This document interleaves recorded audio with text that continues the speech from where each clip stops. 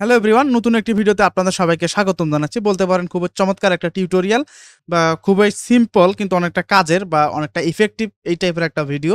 কারণ কথা হচ্ছে আপনারা যারা প্রফেশনাল লেভেলে কাজ করতে যাচ্ছেন বা কাজ করতেছেন আরকি, অনেক ক্ষেত্রে আমরা কিন্তু একটু ওল্ড টাইপের যদি কোনো মিউজিক ভিডিও হোক বা কোনো ভিডিও হোক, সেগুলোর মধ্যে কিন্তু অনেক সময় আমরা টিভি বা ওল্ড টিভি টাইপের কিছু ইফেক্ট ইউজ করে থাকি। তো এক্সাম্পল হিসেবে যদি আমি আপনাদেরকে একটু YouTube এ নিয়ে যাই, তো আমি এখান থেকে YouTube এ যাচ্ছি।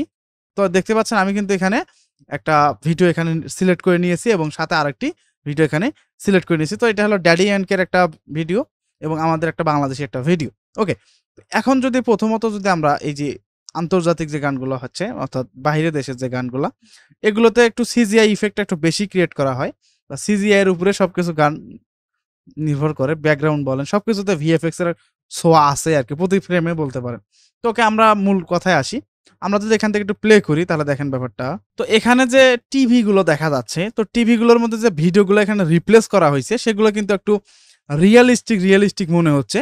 কিন্তু আমরা যদি আমাদের বাংলাদেশী গানটা যদি একটু খেয়াল করি, এখানে যে ব্যাপারটা একটুটা এখানে কিন্তু আছে।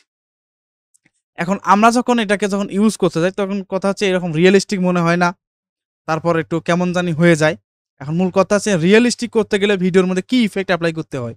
অর্থাৎ টিভির এই ধরনের যে ভিডিওগুলো থাকে, এই ধরনের যে ব্যাপারগুলো থাকে, একটু আমরা যদি ফুল স্ক্রিন করি, দেখতে পাচ্ছেন মনে হয় রিয়েল একদম ব্যাপারটা হয়ে গেছে। একদম কার্ভ আমাদের ডিসপ্লের সাথে কার্ভ হয়ে আছে। কিন্তু আমরা যখন রিপ্লেস করতে যাই একদম সোজা প্লেন হয়ে যায়। তো এক্সাম্পল হিসেবে যদি আমি আপনাদেরকে একটু প্রিমিয়ার প্রোতে নিয়ে যাই তাহলে দেখেন ব্যাপারটা। তো দেখতে পাচ্ছেন আমি কিন্তু অলরেডি একটা ইফেক্ট ক্রিয়েট করে নিয়েছি। তো দেখতে পাচ্ছেন আমি একটা ফুটেজের মধ্যে করে রেখেছি। এখন যদি আমরা যে কাজটি করি অর্থাৎ নরমালে যে কাজটি আমরা করে থাকি, সেটা আমি আপনাদেরকে একটু দেখানোর চেষ্টা করি। সেজন্য আমি এখান থেকে এটাকে এনাবেল করে দেই। তাহলে দেখেন একটু প্লেইন যে ব্যাপারটা সেটা কিন্তু হয়েছে, কিন্তু রিয়ালিস্টিক ব্যাপারটা এখানে কাজ করতেছে না। এখন মূল কথা হচ্ছে রিয়ালিস্টিক করতে গেলে কি ধরনের ইফেক্ট ইউজ করতে হবে? খুবই সিম্পল ব্যাপার। আপনাদের বোঝানোর জন্য এই যে যতগুলো আমি এখানে নিয়েছিলাম, তো সবগুলোকে এখান থেকে ডিলিট করে দিচ্ছি। আমি এখান থেকে একটা ফুটেজ বা একটা, তো আমি এখান থেকে কালার গ্রেডটা কপি করে নেই। তো আমি এখান থেকে কালার গ্রেড করে ফেলছিলাম। আমি ডোমেট্রিক কালার কপি। ওকে। তো আমি এখান থেকে এই ফুটেজটা নেব। আমি এখান থেকে ধরতে পারেন এইটা নেই। তো আমি এখান থেকে ফুটেজটা নিলাম। এখন আমি কি করব? আমি এখান থেকে এটা অডিওটাকে আমি এখান থেকে ডিলিট করে দিচ্ছি। ওকে? তো আমাদের হলো এটা হলো ফুটেজ। দেখতে পাচ্ছেন? এখন আমরা কি করব? এখন আমরা টিভি ফ্রেমটা নেব। আমি এখান থেকে টিভি ফ্রেমটা নিলাম।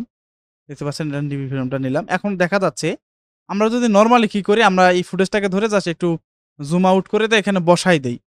তো এক্ষেত্রে কি হয়? আমি কিন্তু ১ম এ বলেছিলাম যে একটু প্লেইন বা একটা সমান টাইপের একটা ব্যাপার হয়ে যায়। কিন্তু আমাদের উচিত রিয়ালিস্টিক করতে গেলে আমাদের টিভির যে ফ্রেমটা আছে সেটা একটু কার্ভ করতে হবে।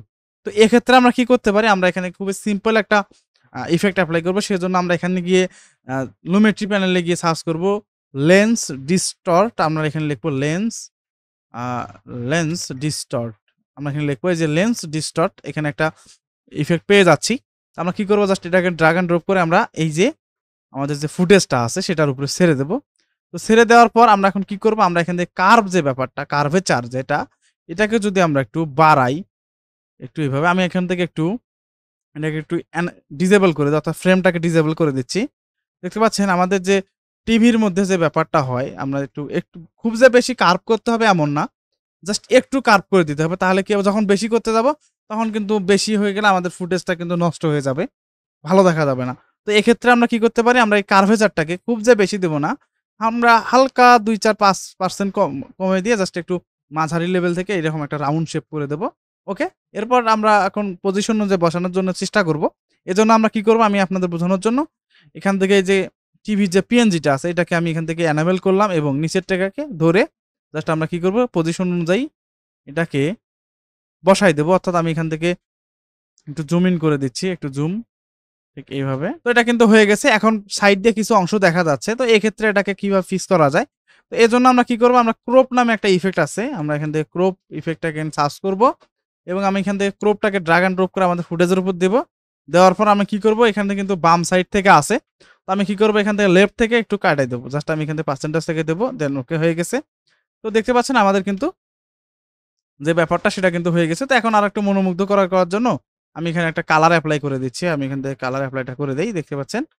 খুব চমৎকার কিন্তু একটা ব্যাপার হয়ে গেল। তো এই যে কালার গ্রেডিংটা এখানে করছি, এটা নিয়ে আমরা বিস্তারিত কোনো এক ভিডিওতে জানার চেষ্টা করবো যে আসলে এক ক্লিকে কিভাবে কালার গ্রেড করতে হয়। আমরা অনেকে আমাকে প্রশ্ন করেছেন যে ভাই এমন একটা কিছু দেন যেটা যেন একটা ড্রাগ এন্ড ড্রপ করলে হয়ে যায়। এই ব্যাপারটা আমি আপনাদেরকে ফ্রিতে দেওয়ার চেষ্টা করব। তো আমি আশা রাখি যদি পুরো ভিডিওটি যদি দেখে থাকেন তাহলে এই ধরনের যদি ইফেক্ট আপনারা ক্রিয়েট করে থাকেন তাহলে আপনাদের হয়তো আর কোনো সমস্যায় পড়বেন না।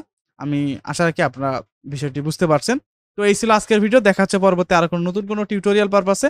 তো সে পর্যন্ত সুস্থ থাকুন, ভালো থাকুন। আসসালামু আলাইকুম।